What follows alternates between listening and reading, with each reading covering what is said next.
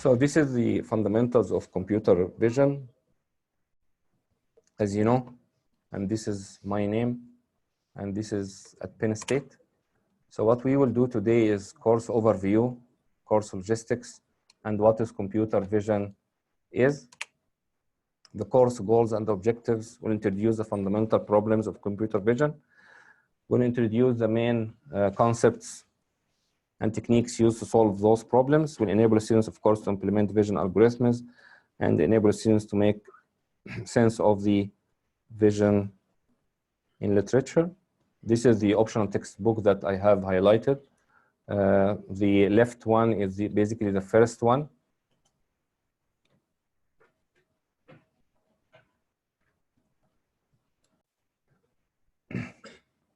This is the computer vision second one.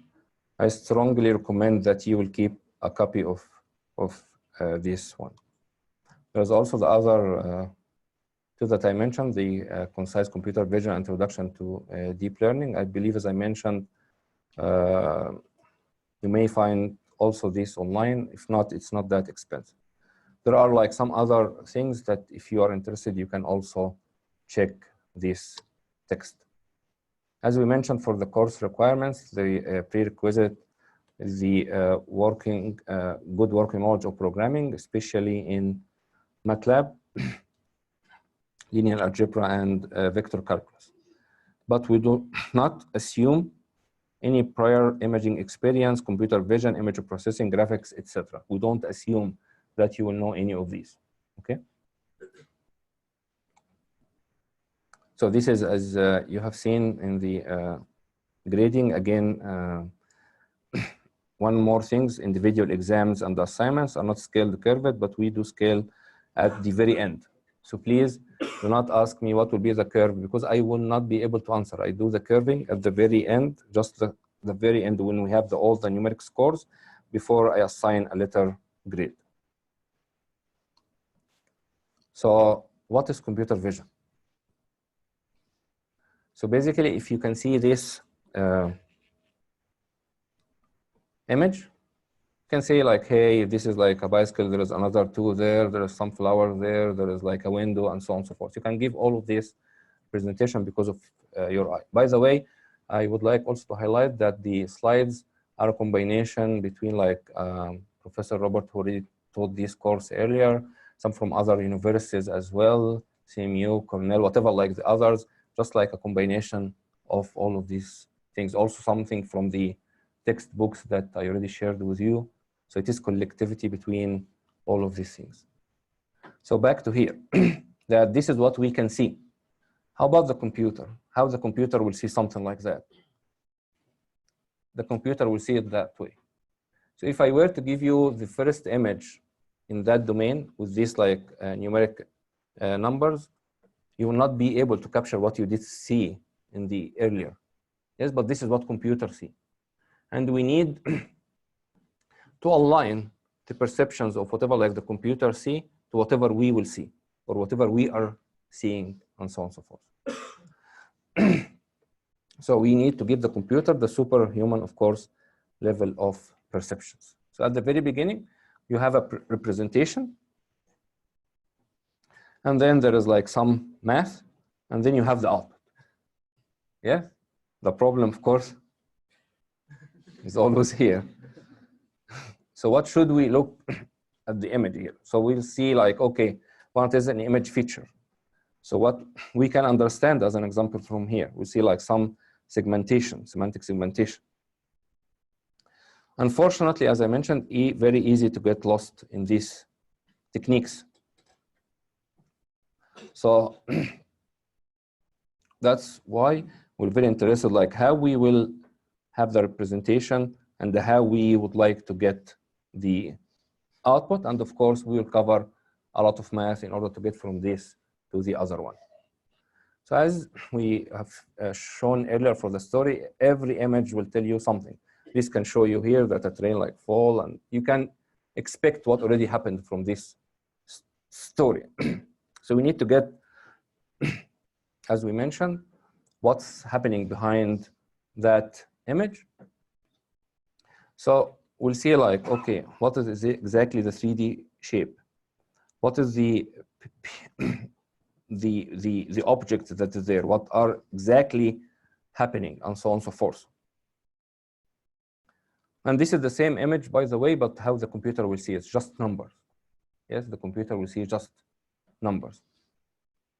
So the question is, so can the human, can the computer match the human perception? Do you think it will be able to or not? Yes and no. Or you can say like mainly no. There's like a lot of issues. We still like our brain is very, very complicated. Yes, and this is what we are trying to get with our algorithms, that whatever we can see with our eyes, the computer also will be able to see. Or we can think of this as the computers can be better at easy things. Humans are much better at hard things. However, we can see like there has been like a huge progress over the last couple of years, 5 to 10 years. And what is considered hard, it just keeps changing. So whatever we think 10 years ago that it is hard, now it is easy, and so on and so forth. So why to study computer vision? Of course, images and movies are everywhere, fast growing collection, building representation of the 3D world. As everything would like to face detection, movie post-processing, various deep and attractive scientific mysteries, and all of these kind of things. If there is any other reason that you think you are doing this course for, yeah, get a job. Yeah. So, and because of that, you can see like all of these industry places that they are very interested in a lot of the things that we will do in this and we will cover in this class, and also the class afterwards in an advanced computer vision. So there is like a lot of demand to whatever you will learn in this class in the market. So let's go over applications of computer visions. So just like automated visual inspection, we would like to inspect this visually. So this is something that we are very interested in. And instead of just hire someone or many, it's just like to inspect it visually by their eyes, we have to build a system that will do that for us.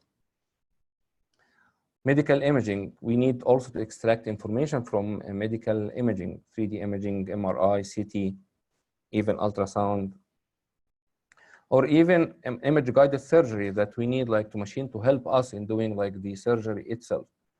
And by the way, a lot of you don't know that, but medical imaging is my research area. So from the previous class, a lot of you think that I am in the computer architecture side, but my research area is actually in the medical imaging.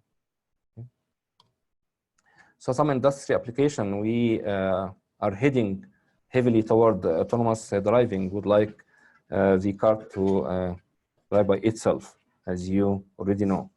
The night vision, you can see like all of these objects and human beings just in the night vision with the car. So it will help you a lot to avoid like any accidents. So it's very helpful for us.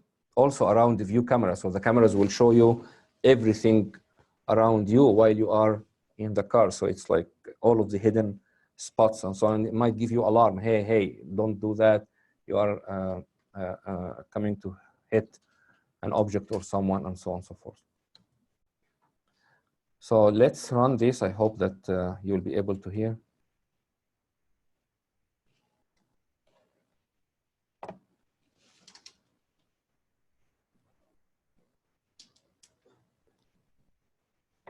Can you hear anything? I can't hear either. Yeah.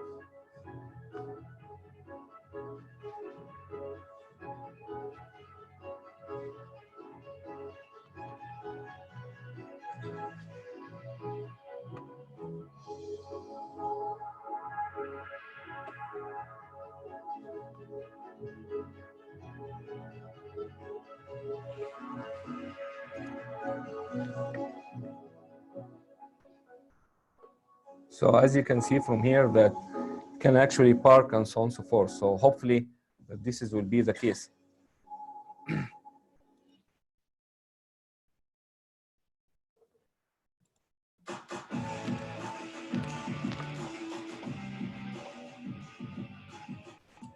Hey everybody, it's Dave Anderson with NVIDIA here at CES 2015 at the NVIDIA booth, where this year's focus is all about automotive.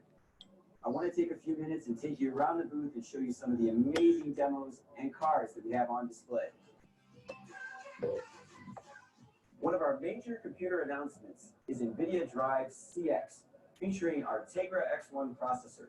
This will power your next generation digital cockpit experience.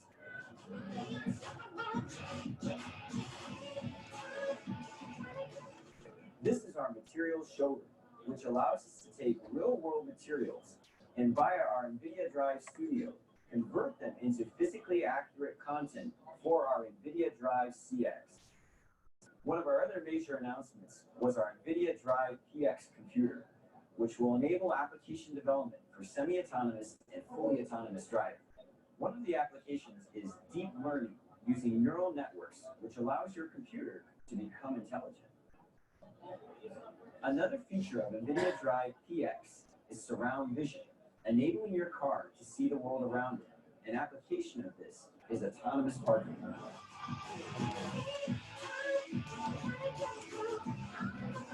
Yeah, so expect, as you can see from here, that we can do like a lot of nice things. Object recognition as well. We would like actually to do object recognition. It's just like I don't want to write this code or something. Just like by scan it or so, it will detect that. Some face detection. We would like also to detect faces, and there are a lot of applications why we would like to detect faces. A lot of important stuff. Image stitching. Some views weren't meant to fit in a photo. That's why I'm so glad I found 360 Panorama. You just tap the button to start, then spin in a circle, and watch as your panorama is built right before your eyes. They say it's the powerful computer vision technology that makes it so easy. All I know is my panoramas turn out amazing. Panoramas are stored on my device, so I can view them later. Better yet, I can share them without even leaving the app, because Facebook, Twitter, and email are built right in. Yeah, so he will share it with his mother. Yeah. Photo sense as well.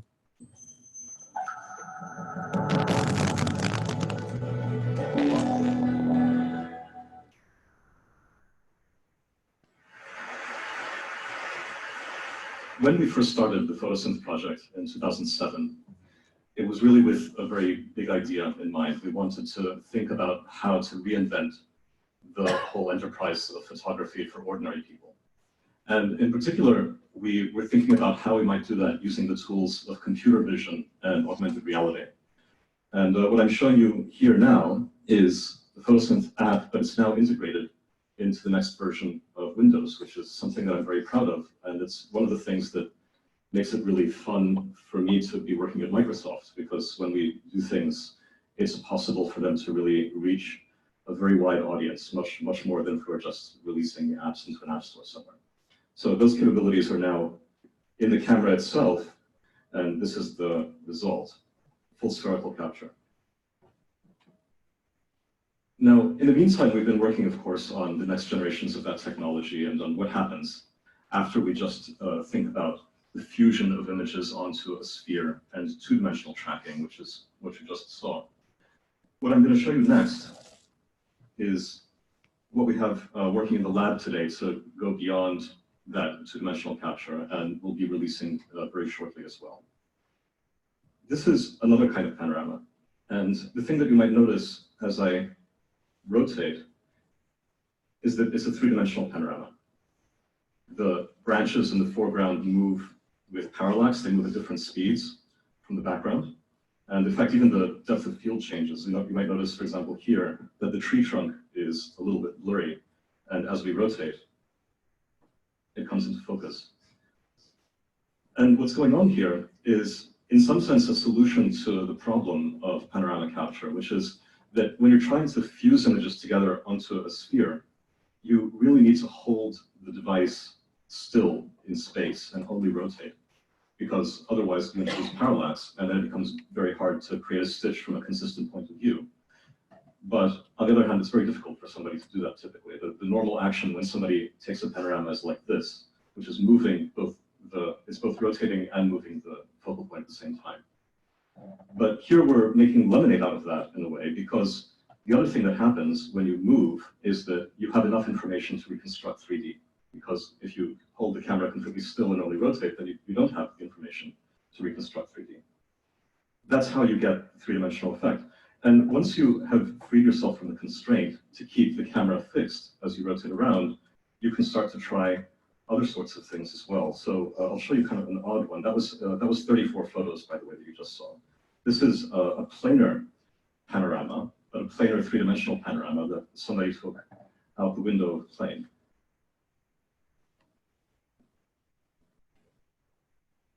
And what's interesting about this one is that you can see the individual frames, the individual captures of those photos as we go, and it creates this sort of vertiginous, time-lapsey impression. It's very, very different from the ordinary planar capture, of course, because all these things have been modeled in 3D based on the original images. So just for the class, I mean, just like going with the same idea, but just showing like different images, but we will move forward. So this is another thing with the Tango. If we will have time at the very end, I may like play it, but for now, also you can see like computer vision for virtual reality. So it's a good time right now to do computer vision. So current state of the art, as you can see, a lot of these things just like 5 or 10 years old. So it's very active in research. You can learn more about this in this website if you would like to know more information. So why this is hard a little bit, or why we might think it is hard, because if we already know everything, the geometry, the surface, material, and lighting, all of this, if we know all of this information, so this is basically will not be computer vision. This is basically computer graphics. Yes, what is computer vision is that we need to extract information from the image. And this is what differentiates computer vision from digital image processing, from computer graphics, and so on and so forth. We need to know information. We need to extract information from the scene. We need to extract 3D from the scene. We need to extract, as we will see later on, what is the perception between like this image to the 3D or to the other domain or to another camera, and so on and so forth. We might also be able to capture the stuff with like many cameras, as we can see with our eyes. We have like 2 eyes. So if you do this, you see something. If you do this, you take these things, but with another perspective. How, if we would like to add both of them as the brain is doing, will we get any more information, and so on, so forth. So here, as an example, what do you see? And this is the trick from the scene, because your brain automatically think that, as usual, we have the box that all of the lenses are the same at the beginning of the room and at the end of the room. But if you think that actually the room has an inclination like that, so if you go that and stay here, you will not look the same as you stay there, correct? And this is exactly what is happening. There is an inclination here that you can see easily, okay? But unfortunately, it is there. So you can think of this like that way. So the room does not have all of the lenses at the very beginning to the very end.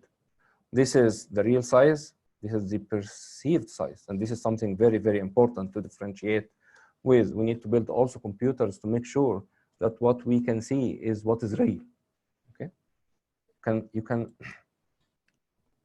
look at this. I'm not sure if it will work or not. In interpreting the visual image, the brain has to resolve ambiguities. And in doing so, it uses all sorts of assumptions, built-in assumptions about the world. And because it uses all these assumptions, which we can investigate in the laboratory and discover, you can also trick the visual system. And this is what you call a visual illusion.